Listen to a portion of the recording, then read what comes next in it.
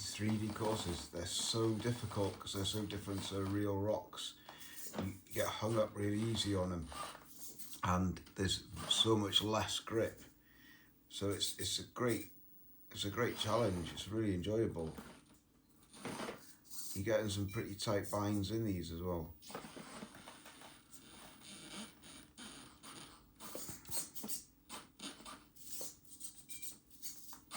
I'm caught on this starting plate and I've taken a reverse already.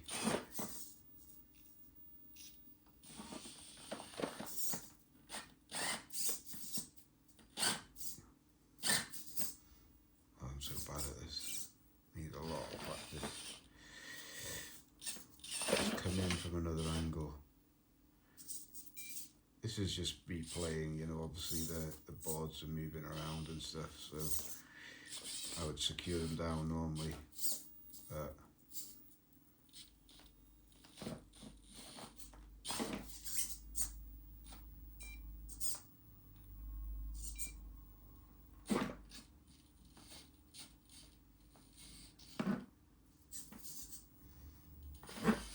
all this reversing, and then I pretty much think I've got myself back in the same boat again, hooked up on that.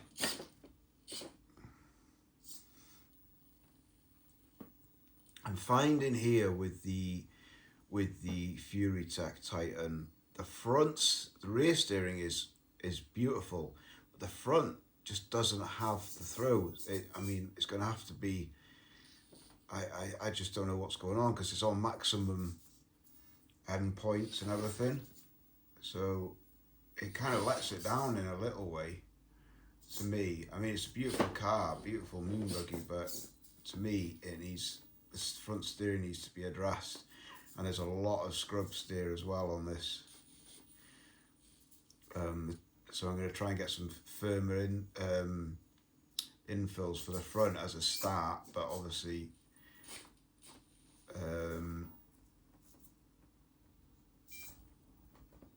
one would need to think about. Ooh. Concentrating there. But I love these rocks. They're so challenging. You have to get it right, and you can just reset and reset and reset and reset and reset.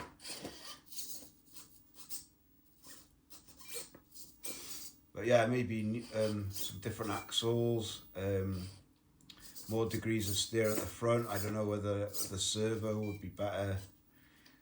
Better servo on the front. Because the rear, it's strange, the rear seems to have absolutely tons of steer. If you see it, it has a really big steering arc, and yet the front, hang on, it's really hard to do this.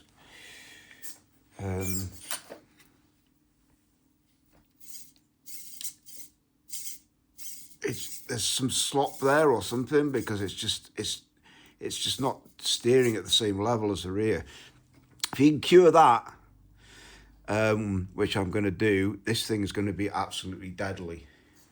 It's an amazing little car. I love it to pieces, but it's just a bit of a shame that scrub steer. So firmer infills on the tyres, inserts on the tyres at the front, maybe a less aggressive tread pattern on the front, because it's kind of, when it's steering, these are kind of letting go. They're very good for grip on rocks outside, but they do let go, and the tyre is super soft and squidgy. So I think what's happening is the power inside this is so good when you've got it turned at a high angle. The power's just pushing the grips and the tyres are letting go. So I think all round, without going the axle route, probably a cheaper alternative would be to change the tyre, change the inserts to slightly larger inserts, maybe. I don't know. I've got to take these wheels apart and see. But an insert tyre fix on the front, I think, could probably do a lot of good and remove a lot of the scrub steer. But I think the ultimate scenario is maybe an upgraded servo and an axle with a drive shaft that has more degrees of steering to it. I think Deluxe Fab do one which will give you 52 degrees of steering on the front, which I think this could really do with. But apart from that, I mean, as a platform, I think it's absolutely beautiful. My favourite cars are the moon buggies out in, you know, on the rocks in Moab and stuff. But yeah, love it. Great machine. Looking forward to having a tinker. The other thing I think, which with this I would do with, I'm not sure what's going on inside the portals on this, but I think overdrive on the front, and I think furitek do a 20% overdrive gearing for the front portals here. I think that will make a hell of a difference, because obviously if you get in the front spinning faster, you're going to get a much tighter turning circle and a much better grab with the front. So I've ordered myself a set of the furitek overdrive gears for the front. I'll put them in when they come, and I think that on its own will transform it completely.